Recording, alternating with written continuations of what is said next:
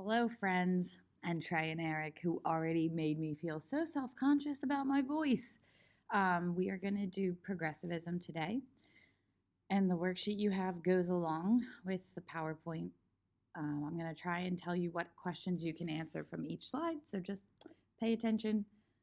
But before we start, think back before midterms. I know, so long ago. But what were some issues of the Gilded Age? So take a minute, maybe pause this and think about issues with urbanization, think about issues with business, issues with politics. Write those down for question 1. Don't cheat. Pause the video. Okay, so you paused the video. I know you didn't cheat. So some issues we have with urbanization and cities. Think about there's no garbage disposal, there's horse manure in the streets, there's no sanitation, the water is not clean, people were dying from cholera. Remember the tenements, people were crammed into these tiny rooms. Dang it, I put corruption and politics under urbanization. I don't know what I was doing, but we can tie that to cities because cities had city bosses and they were corrupt. There we go. Political machines. So politics was also corrupt because you had graft, using your power for your own gain. Remember the courthouse scandal when Tweed told New York City it cost $13 million to build a courthouse and he kept the extra $10 million? Graft. We have patronage where people were giving unqualified people jobs. Big business. We know the owners like Carnegie, Rockefeller, Vanderbilt, they're millionaires. And then you have these workers who are making nothing. They have no paid time off. There's no unemployment. There's no benefits if you get hurt. Not to mention the jobs they're doing are dangerous. Okay, so why am I going over these issues? Because the progressive age is all about fixing them. So if you look at your worksheet, number 2, define the progressive movement. Basically, the progressive era is a time period where we're trying to fix the ills of society from the Gilded Age. Things weren't great, guys. Cities are dirty. Workers are working long hours. They're poorly paid. Children are working in factories. It's not a good time period. So we have 4 goals of the progressive era: protecting social welfare, promoting moral improvement, creating economic reform, and fostering efficiency. So we're going to go through each of those, and you're going to answer the questions as you go. So protecting social welfare basically meant, okay, we have these poor workers. How can we make their lives a little bit better? One of the ways that they protected social welfare was by creating the YMCA. I'm going to not sing that, but I'm thinking it. Just know I am. The YMCA created gyms, libraries, just little things to kind of make the day a little better. Salvation Army opened up, so they had soup kitchens to help the poor.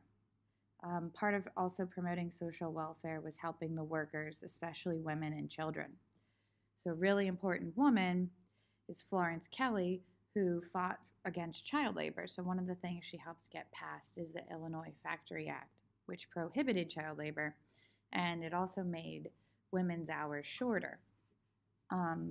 Later on, we're going to see the movement creates the National Child Labor Committee, which basically is against, you guessed it, child labor. They passed something called the Owen-Keating Act, which prohibits transportation of goods made by child labor across state lines. So basically, it's trying to get companies not to use child labor. Because if you have products made in Delaware, with child labor, you can't sell them in New Jersey or Pennsylvania. You can only sell them in Delaware. So it's trying to hurt factories and make them move away from child labor. So if you're looking at your worksheet, you could answer number 3. Yeah, you can answer number 3. All right, so the second goal is promoting moral improvement. Basically, some people thought that the way to make society better was to make people's morals better. And one of the things they wanted to target to make people better was alcohol. So, many people, immigrants, felt that they were being targeted by this because a lot of their customs involve alcohol. If you think about Irish people, sometimes stereotypically They drink a lot. Sorry if you're Irish.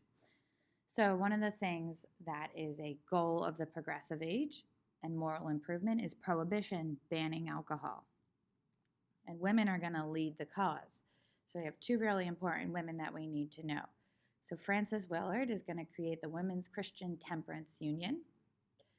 So, she and her women friends would go to saloons and they would pray and they would sing in the saloons and they would hope that the bartenders wouldn't sell alcohol anymore. Their temperance union also began to open up kindergartens. They visited jails. They worked for women's suffrage. Women's suffrage is the right to vote. And they had like a similar take on like a settlement house, basically helping the poor, but also wanting to end alcohol. They want prohibition. The other woman is this lovely lady pictured here, Carrie Nation, with an axe. Very nice. She had a different way of ending alcohol. She would go to saloons and threaten people with her hatchet. Totally normal. She'd also destroy the liquor. So if you're on your worksheet, you can do number 4 and you can do number 5. Okay, third goal of the progressive movement is creating economic reform. We know millionaires who own these companies were filthy rich, and the workers were living in tenements and in filth. So people begin to question capitalism. We have two really important people. We have Eugene Debs, who's going to make the American Socialist Party. And basically the goal of socialism is equality among people. So he wants to even out the unbalance. I don't know if unbalance is a word, but I just said it. He wants to even out the inequality, there we go, between the business owners and the ordinary people. On the other hand, you have Ida Tarbell. She's a muckraker. Some of you guys might be doing muckrakers for your research paper. If you are, Ida Tarbell is a muckraker who's exposing the evils of big business. So she really targets Standard Oil. She's going to target Rockefeller, and she says, look at how corrupt their business practices are. Look at how awful this man is. He makes millions of dollars. So far we've had social welfare, we've had morality improvement, and we've had economic reform. So you could do number 6 now on your worksheet. Last goal is fostering efficiency in factories. And they're going to use science to help improve factory work and make it faster and more efficient.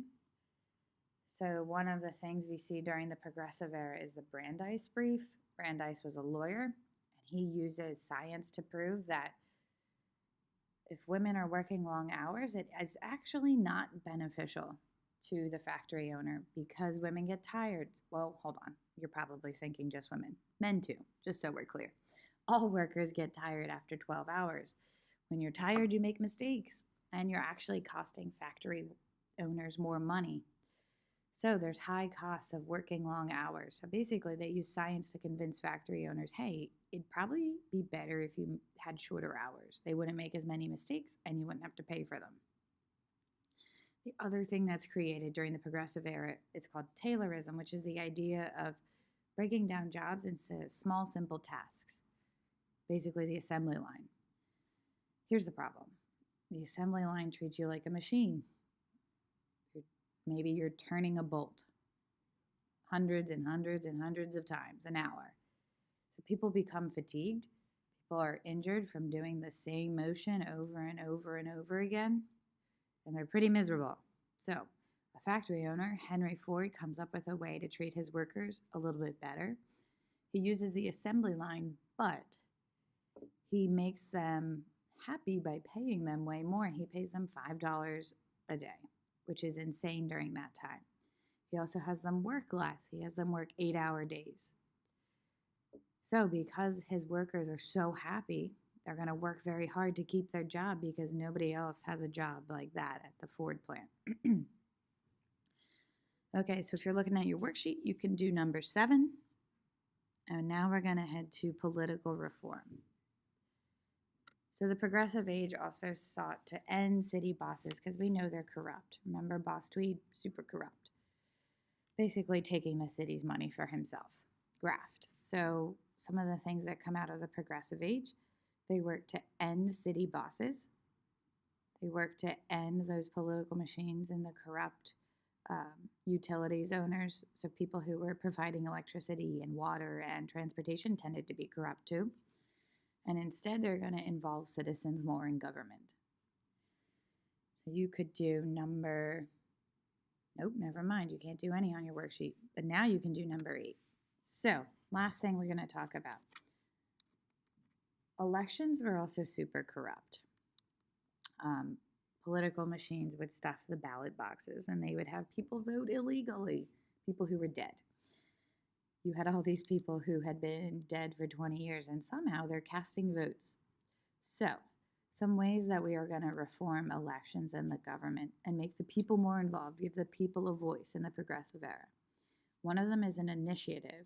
So basically, it's a bill that a common person can make and have put on the ballot for people to vote on rather than just legislators or lawmakers. Another way that people are involved is a referendum. So on the ballot, you can vote on a question instead of the lawmakers. And a really important one that's created is recall. If you watch Parks and Rec, I don't know if you do, but if you do, Leslie Knope was recalled. Basically, the idea is people are unhappy with how their government representative is working for them, they can recall them. If they don't like the laws they're passing or not passing, they can vote on whether they want that person in power anymore. And last but not least, and this one's really important, is the 17th Amendment. So the Constitution, when it was originally written, senators were not picked by the people. They were picked by the state legislatures because our founding fathers, Alexander Hamilton, James Madison, they were worried that the people were dumb. They were probably right. So instead of letting the people pick senators, the politicians picked senators. Here's the problem. The Senate became known as the Millionaires Club. So if you're looking at your political cartoon that you have to answer, take a look at that. Think about why you wouldn't want the business owners as your senators. So what they change is the 17th Amendment. No longer are your legislators going to pick who's in the Senate. Instead, we're going to have the people directly vote. And now you can finish up your worksheet. Hope you enjoyed listening to my voice for this long. It's been a real pleasure. And we will go over that worksheet in class. Thanks.